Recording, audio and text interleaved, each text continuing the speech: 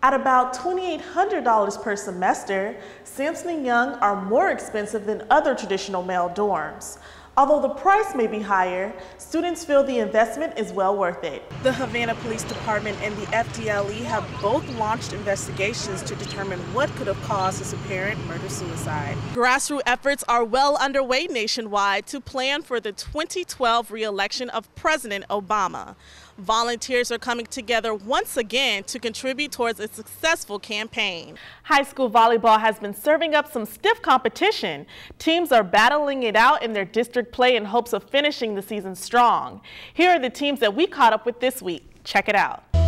Welcome back, everyone. I'm Carrie Knowles, and let's take a look at your Doppler radar. We see the rains moving across Florida today. We had some pretty gloomy and cold weather. The lockdown drills and training session Leon County school officials practice can help ease the worries of parents and students at home. According to the Florida Department of Agriculture and Consumer Services, Tallahassee saw about 18 inches of precipitation between January 1st through June 30th in 2011, compared to the normal average of 32. In late June, the National Weather Service issued out a statement on a drought in Florida. The article showed that the excessive heat caused the agricultural industry to experience dry, hardened soil and a lack of successful plant growth. At Tomatoland Fresh Produce, an employee cues in on the price adjustments they've had to adopt due to the drought. Our tomatoes by the case have upped their price by $2 and also by the pound. That means that people still buy them, but they're coming in less riper. That means that there's less sale and higher prices. Not only did the agricultural industry suffer, the retail plant industry felt the impact as well.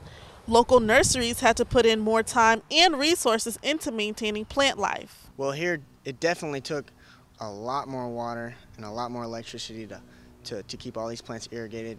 The Department of Agriculture reports since the beginning of July, Leon County has received almost 6 inches of rain.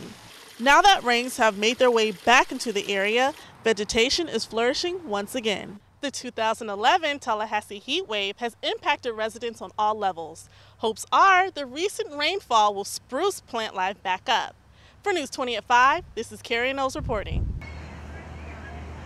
The Florida Department of Education released FCAT scores on Monday, ranking the 67 school districts from highest to lowest. Wakulla and Leon County received A grades, with Wakulla ranking in as the 11th and Leon ranking in as 24th in the state. James S. Rickards High School parent, Mr. Christian Chico, weighs in on how he feels about the educational system in Leon County. We're fortunate. We have dedicated teachers, dedicated professionals, a good school board that makes wise choices, and no surprise, you know, when you put everything together, you get the community involved, you get the parents involved, etc. Yeah, our students, our scholars are going to do better on FCAT, and we're all happy about that. The top 3 districts under the ranking are St. John's, Santa Rosa, and Martin. Hamilton, Jefferson, and Madison County ranked in at the bottom at 65th, 66th, and 67th in the state. The test is now transitioning into an online test called the FCAT 2.0. With reading and mathematics being the first assessment to begin this transition, science will be administered to students for the first time on the FCAT 2.0 in the spring of 2012. Although testing does not start up again until the spring, students and teachers are already preparing for the FCAT. For News 20 at 5, Carrie Knowles reporting. I am who I am because I work hard. Alvin Davis is a Florida A&M University alum and the current Florida Teacher of the Year. He is a graduate of the College of Music and has taught music for the past 11 years at Miramar High School. Today, Davis returned to his alma mater as the keynote speaker of the College of Education's Professional Development Seminar.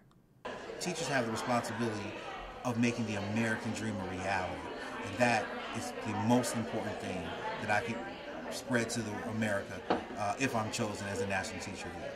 Life was not always easy for this scholar. Davis grew up in Chicago as the son of a Mexican-American mother and an African-American father. During his childhood, Davis spent much of his time indoors doing his homework, his mother's homework, and his father's homework. After being accepted into FAMU, it took Davis 6 years to reach graduation.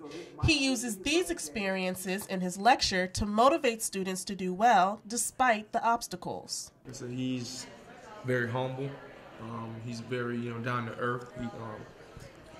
Based on his experiences, he can relate to the younger crowd, younger generation, and I'm pretty sure that helps with his success in the education field. Many of the students view Davis as a role model. He feels you should treat every child as though they are the next president of the United States. One thing he wants all future educators to remember is you have the future in your classroom. Davis is in the running with 3 other candidates around the nation for National Teacher of the Year. He has a success rate of 100% of his students moving on to post-secondary education. For News 20 at 5, Carrie Knowles reporting.